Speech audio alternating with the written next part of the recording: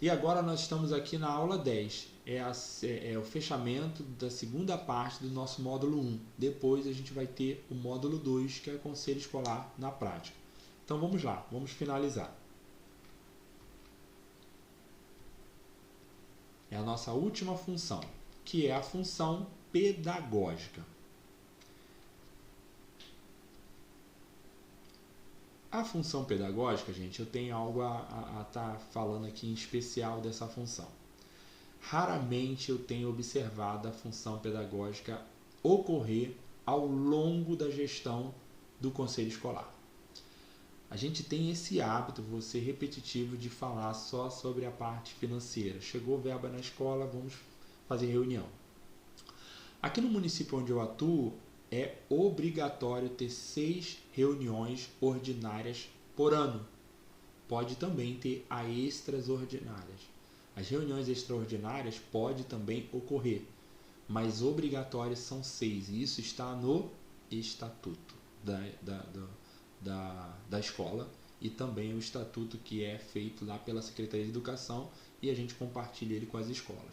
Então, no estatuto nosso, que rege todos os conselhos aqui do nosso município, está lá bem claro, ter 6 mínimo de 6 reuniões ordinárias.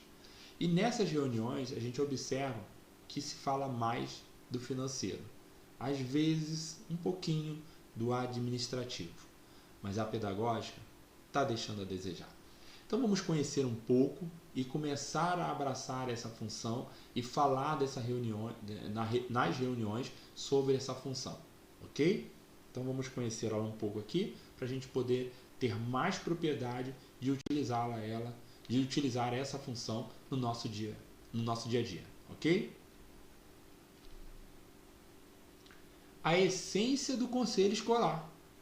Como que é a essência do conselho escolar? Eu não falo. Função pedagógica é vista como a essência do conselho escolar. Porque não adianta a gente falar do financeiro e do administrativo se... Qual é a função da escola hoje?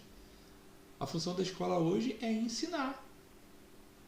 É ensino e aprendizagem, que está ligado ao pedagógico.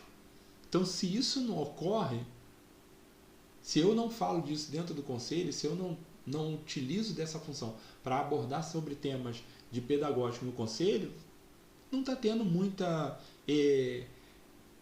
motivo, de existência do conselho escolar. Porque se ele é a essência e eu não falo sobre ele, eu estou pecando. Mas isso vai mudar a partir de agora. Vamos conhecer as características e vamos começar a praticar a função pedagógica dentro do conselho escolar. Agregar todas as demais funções. Olha, melhor, agrega todas as demais funções. Ela agrega, porque quando eu falo de pedagógica, eu acabo falando do administrativo e do financeiro. O financeiro é as verbas que vêm para executar uma ação pedagógica. O administrativo também, quando eu falo, é para também melhorar o pedagógico. Então, agrega todas as demais funções. Convoca a participação com foco específico nas aprendizagens e seus processos. Tem como referência o projeto político-pedagógico. Mobiliza saberes, valores e afetos. Olha como é rico, essa parte da função pedagógica. Mobiliza saberes, valores e afetos.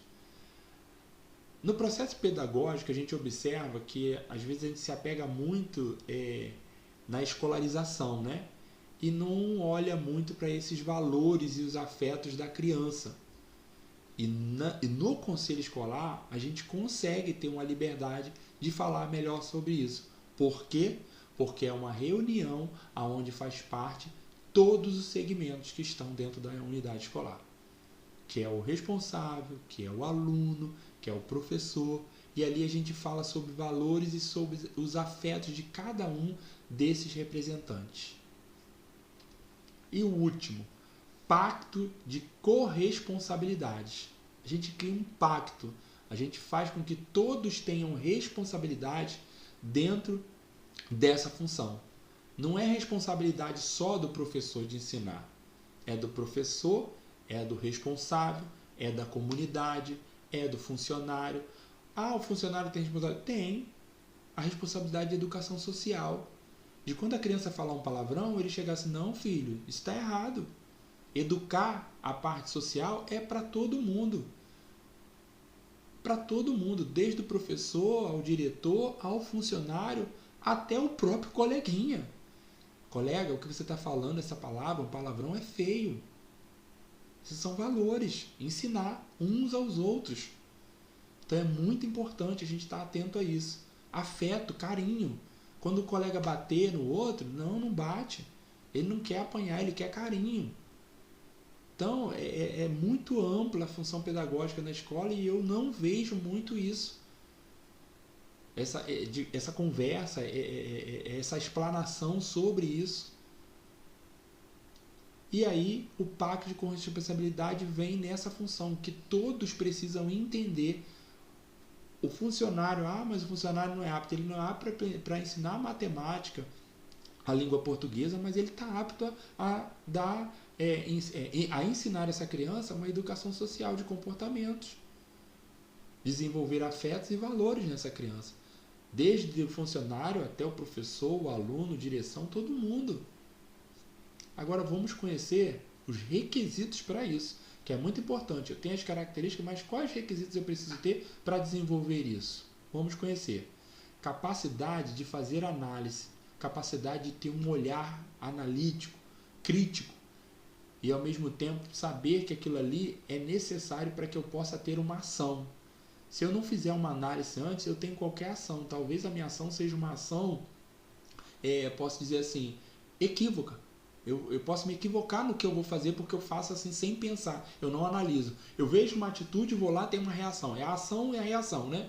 Aí eu vejo aquilo ali, e aí quando eu vejo, eita, eu tomei a atitude errada, não devia ter falado. Uma vez eu estive numa escola que a diretora foi, chamou a atenção de um aluno. O outro aluno foi, entrou e falou, professora, o diretor, a senhora não devia falar assim com ele não. A senhora devia falar com ele com mais educação. Ela, meu filho, eu falo com ele da forma que eu quiser. Aí ele, não, assim a senhora está ridicularizando ele na frente dos colegas. Eu fiquei assim, nossa mãe. Fiquei pensando naquilo, refletindo sobre aquilo. Realmente, às vezes a forma da gente falar precisa mudar. A gente tem que pensar, porque assim, o aluno, ele tem... a gente tem que ser duro, sim, às vezes falar com seriedade, mas pensar em como ele está vendo aquilo. Como é que ele está vendo aquilo?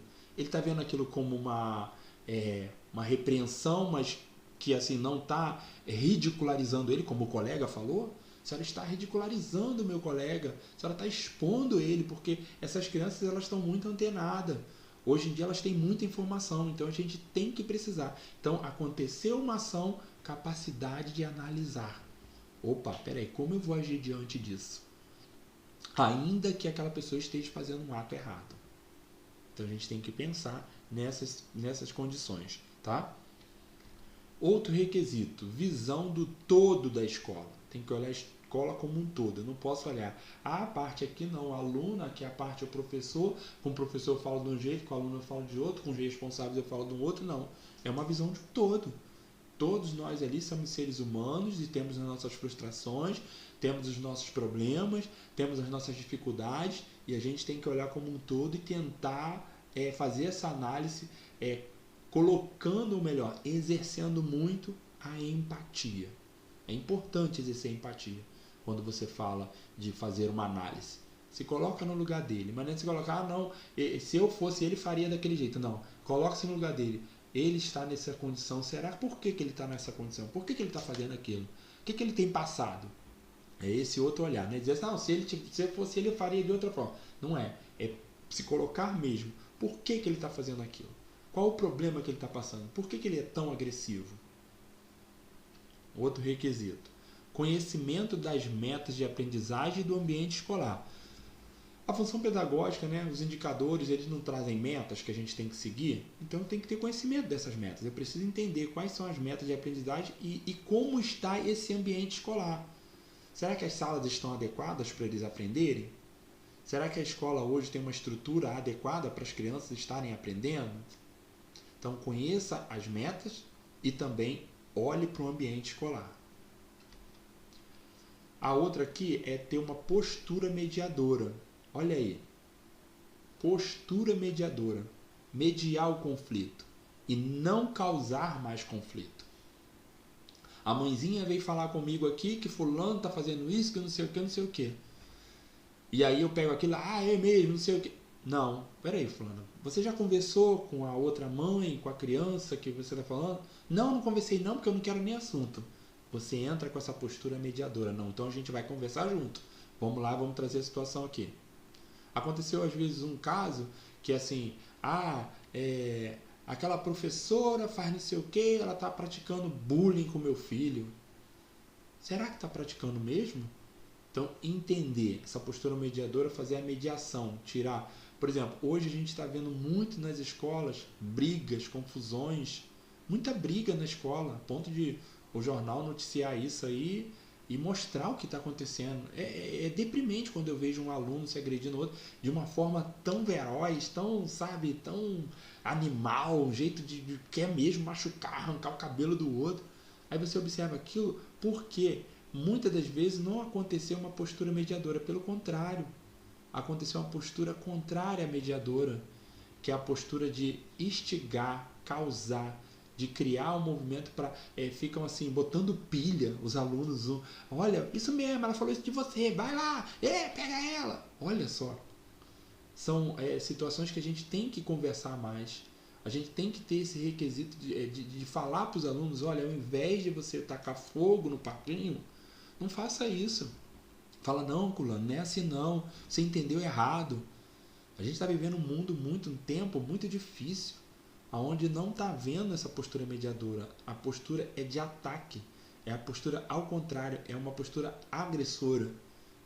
As pessoas estão se agredindo. Isso precisa mudar.